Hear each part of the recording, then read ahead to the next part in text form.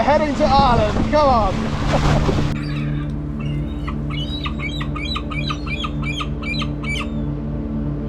And I've just been on the water exactly 9 hours. Can't see Ireland at the moment. Come out wherever you are.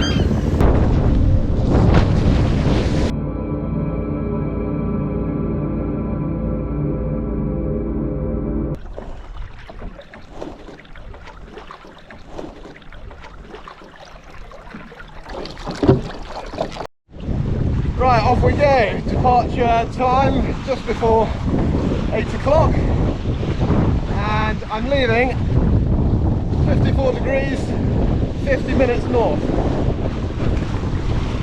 Right, looks like the 6 metre was the right choice. So that's good news. I'm going to stay close to the wind for now. Slight wind over tide will help me upwind, so I've got a bit of lee bow going on. I don't want to miss Northern Ireland. If I need to, I'll put the centreboard down, but for now, centreboard is up. Mast track is 2/3 the way back. Oh no, this is exactly what I don't want. The wind dying, and now it's raining, and I can't see anything. Oh no. I can feel myself slipping downwind, which is not good. Oh dear. The wind is meant to veer around throughout the day, which would help go from a west-northwest through northwest to north-northwest. But right now I'm just bobbing around like an idiot. Well, the sun is just about coming out, or at least the rain is passing, one of the two. And I can see Ireland again, which is nice. I'm a little bit concerned though, I'm going to miss the southern part of Northern Ireland and end up in a massive wind shadow from the Mourne Mountains. Yeah, okay, I need to point higher if I can. There's not a lot of wind to do that though.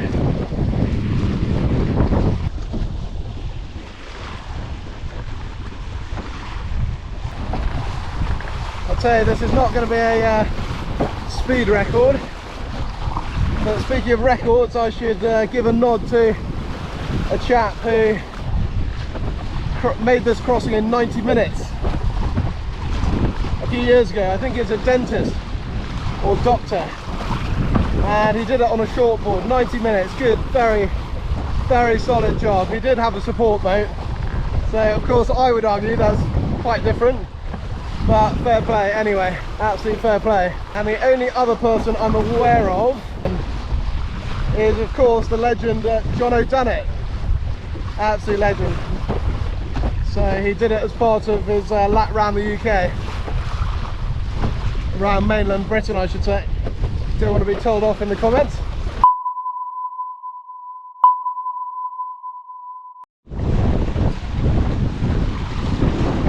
So I'm now 10 miles across. It's taken 1.5 hours. And what I'm doing is just adjusting my course to bear away in a more southerly direction, because I can see more of the land, some of the low-lying land has now appeared.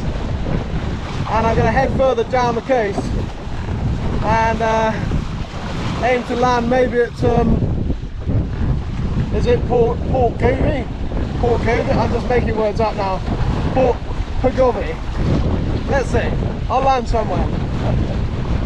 This morning the sail selection seemed like a life or death decision. Whether it be 6, 6.5 or 7, which are the ones I brought. But I reckon I could have done this with any of them actually. I didn't know it yet, but in fact it was very much a life or death decision, because being unsupported, I was stuck with my sail choice for the next leg of my journey, a very windy crossing to the Isle of Man. Okay, just hitting a spot of turbulence. Brace, brace!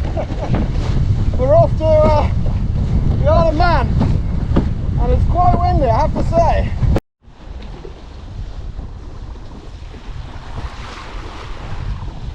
Wow, That was amazing. Beautiful, beautiful birds. I can't remember what they're called.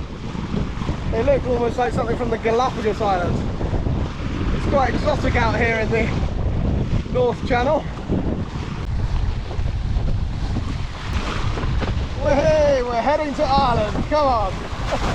Brian and Neve, I'm thinking of you and your well-wishing. Thank you. It seems to be doing the trick. Okay, wow, check that out. So we are in Portpatrick, now in the hotel, and I have been joined by Neve. Hello! Neve very kindly has come to make up my room, and she's been doing absolutely everything tonight. So just thought It's okay. I'm no housekeeper. thought we'd just say hello very quickly, and I'm gonna set sail tomorrow, and we'll see what happens. The best of luck, of course. You've got the power of Portpatrick behind you, or Port Paradise as we call it. Port Paradise, okay. Port Paradise. Superb, I'll be looking forward to that. And maybe a bit of luck of the Irish as well. So Yes, absolutely. we'll see. And thanks so much for having me. Of course, thank you for having me. Excellent, nice one. Okay, fabulous. Bye. So yeah, what did Neve say? She said, Port Paradise is with me, come on. And still just chugging along at 5-6 knots. There's a rather concerning looking line of white water ahead. I don't know if it is white water. I don't know whether it's the water coming out of Strangford Lough or shallow water. I have no idea. In the article I read about the dentist who windsurfed the North Channel, it mentioned some very, very deep water. It goes down to 1,000 foot at one point around here.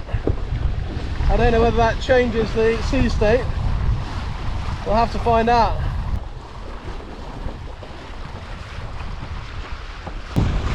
Oh god, okay, there's a ship coming towards me now. I don't know whether it's seen me. This is not ideal. All I can do is keep the sail up and hope he sees me.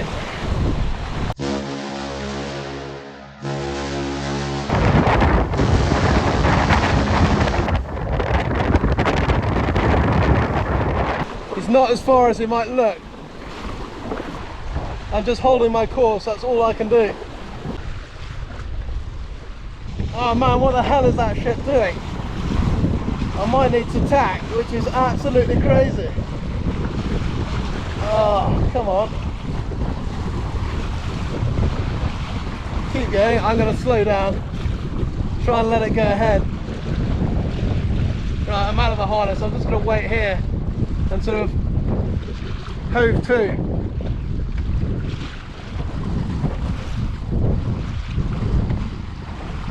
Being underpowered on a windsurf board in a shipping channel is absolutely no joke, as you don't show up on the ship's AIS or their radar, and they often have restricted manoeuvrability. That was a pretty good view of the ferry, I'd say. I don't know whether they had a view of me at all, but anyway, we missed each other, which is good news. Good way to start the day.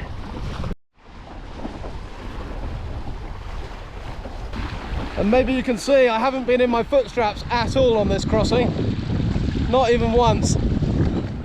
It's just too light. I'm just admiring the lighthouse, which I think is called Mew, M-E-W, Mew Lighthouse, which sits on an island just outside Belfast. I really thought I would land much further south. My latitude here is 54 degrees 41 minutes north, but at least I'm south of Belfast. That's a start.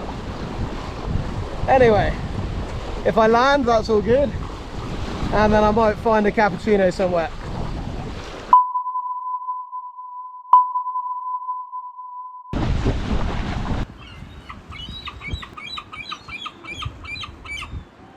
But Scotland looks a very, very long way away, and you can only just see it, despite it being quite hilly. Just a very thin, faded grey line. And it does make you think about how far you can see. I think the curvature of the earth means that from the height of a man, you've only got 3.5 miles to the horizon. It's only when you've got higher ground that you can see further. I can now see the line of white houses that I thought was water that was scaring me earlier. If I was on a shortboard now, I would be utterly screwed. But I can just chug along at 4.8 knots. I really thought it was going to be windier than this. Look at that, Northern Ireland. This may be Donegal.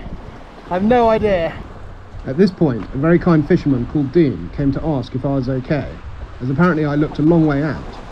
I explained that I'd come from Scotland, and he seemed satisfied by that. I followed his red boat onto the beach, trying not to catch my fin on the rocky seabed, all covered in kelp. Seals sat on the exposed rocks.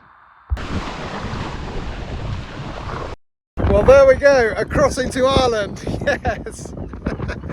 Very, very happy with that. Made it to Northern Ireland. Here's the kit. It was pretty much 30 miles in just over 4 hours. I've really been taking my time, but how beautiful is this? Look at this. It's like a sweet fishing village, harbour. Well, I probably should have checked what harbour it was before telling you this. But anyway, I'm absolutely thrilled. Have a look at some of the views.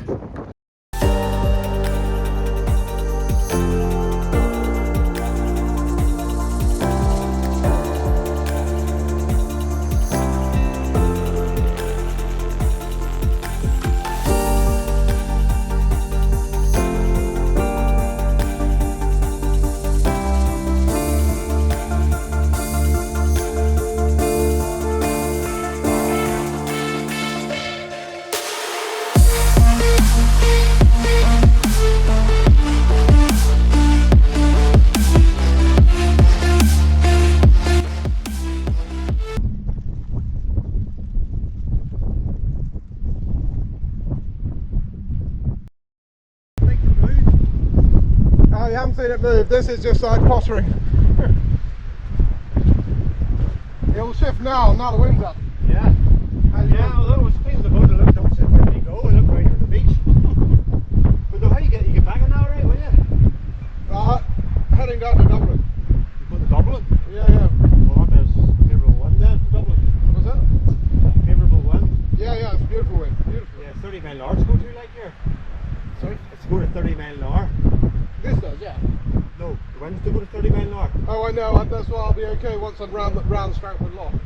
Right, okay. Yeah. Strangford Lough's, we're very careful now. Right. We're not too bad taste going in. The tide had to be going out. The waves have been hiding that house there. Okay, hello. I've just met Dean on the beach here. Who, well, this is a real pro. If you want to meet a pro, he a fisherman. Fisherman, yeah. Yeah, probably stating the obvious. I've just seen you out fishing and talking about the tides at the entrance of Strangford Lough. And you reckon it's about an hour? Roughly an hour, half an hour behind here. So, favourable condition because the tide's getting in. It had to be the other way round the trenchers. Right. Where you cut the cross sections wherever it comes out. Yeah, but it's the tides are pretty big at the moment, so. Yeah, but it's wind over tide, isn't it? Because if it's a northwesterly wind, Yes. the tide's going to be incoming. Yes, around us. So, you'll be okay today, but had to be the other way round. Okay, fine. Yeah, but I'll still have wind over tide, so. Still, yeah. Okay, so I think what I'll do is I'll creep up the loch. Keep an eye on it. Certainly keep an eye on it. Okay, any other pro tips? No, just enjoy your trip. That's all. Okay, thanks very much. Cheers. No problem. Cheers, man. Right, see you, Dean. Well, what a legend Dean was. Loads of local knowledge, and well, sounds like Strangford Lough is as treacherous as I thought it might be.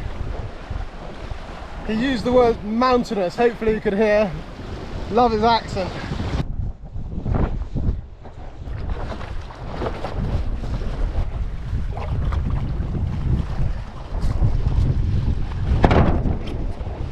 I thought I'd just drive back onto starboard and go through this gap on this tack so I can see what's going on more easily with the shoreline.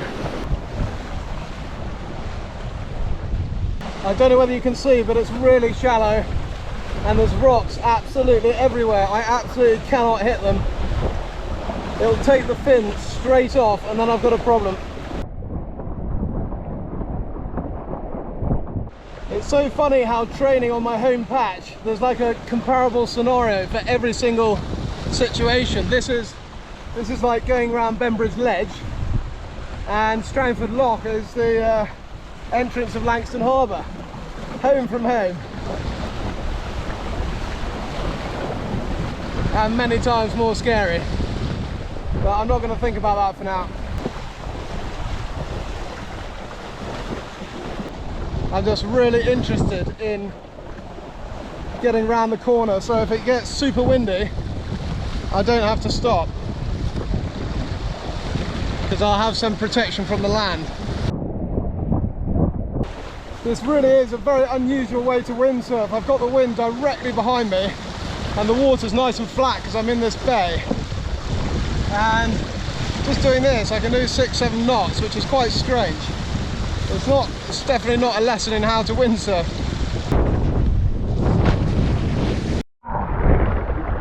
That's the night. I really didn't want to fall in there. Just suddenly got a bit windy.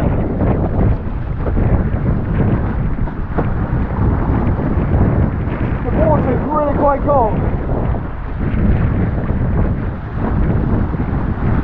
Right, I believe those two hills ahead mark the entrance of Strangford Lough, and the water, the sea state looks okay. I really just need to be careful here. I mean, thankfully the tide's coming in, so I would just end up in a massive sea lake with, rather helpfully, a couple of RNLI stations, or one at least, which I watched on Saving Lives at Sea. Chap got injured on his tractor on an island in the middle of the lake. Anyway, you never know what's going to happen. I'm starting to think this is in fact Strangford Lough. So disorientating. I was so determined not to run aground that I jumped in quite deep, and now it's pretty cold. Yeah, quite cold. Anyway, I wonder where I am. That's the usual thing. What a view that is.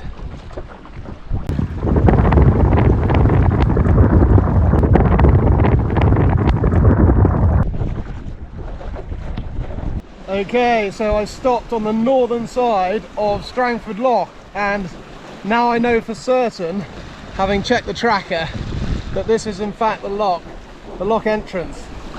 And it doesn't look too menacing, but you can see quite the tide coming through. A flood tide, probably 2 more hours on the flood, and it's trying to suck me in.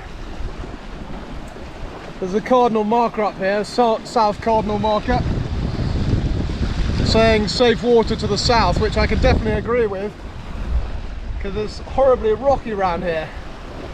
Even just getting ashore without snagging the fin was a bit of a challenge. Anyway, I've changed the mode of my watch again, so I'm no longer looking at miles, I'm looking at the latitude. So I'm now at 54 degrees 19 minutes north, and Ardglass, which is still in Northern Ireland, is at 54 degrees 15 minutes north, which should make it easier to find because it's sort of nestled between the rocks. I'm just freeing myself from the grip of Strangford Lough. It's still trying to pull me in. It looks like going to Ardglass involves rounding this next headland, which will put me in a horrible wind shadow, and it looks quite high, the headland. I decided to text my friend Toll, who had been tracking me, to ask if there was any accommodation in this bay so that I could stop for the day. But I also then checked the tracker and saw the headland was in fact an island, and I could avoid getting becalmed by going on the shallow water on the inside. What a view!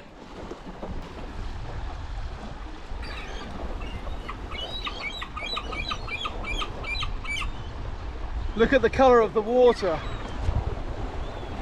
Absolutely glorious. Oh, there we go.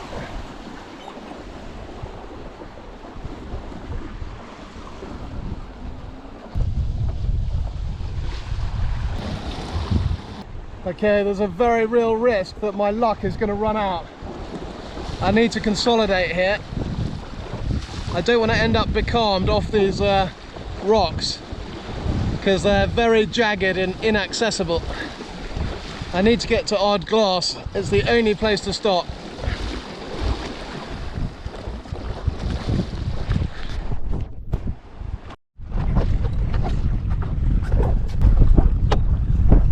And I've just been on the water exactly 9 hours.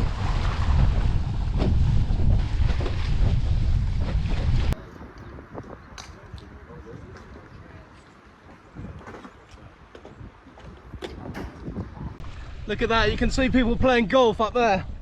Quite funny.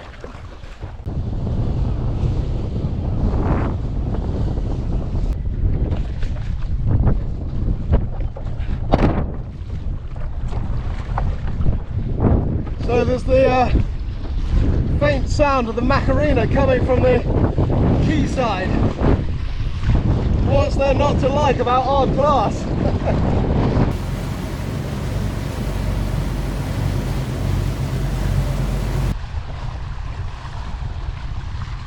So this looks like the fishing area, and then this is the yachty area. Dodge the cardinal. Oh, I don't know whether it can be port side 2 or starboard side. High up.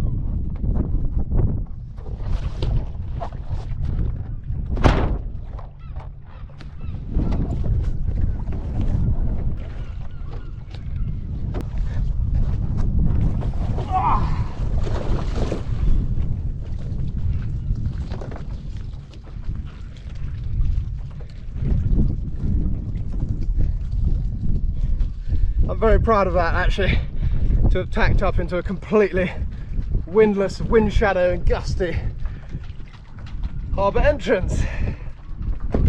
Yes, made it. Ardglass, brilliant, delighted to be here.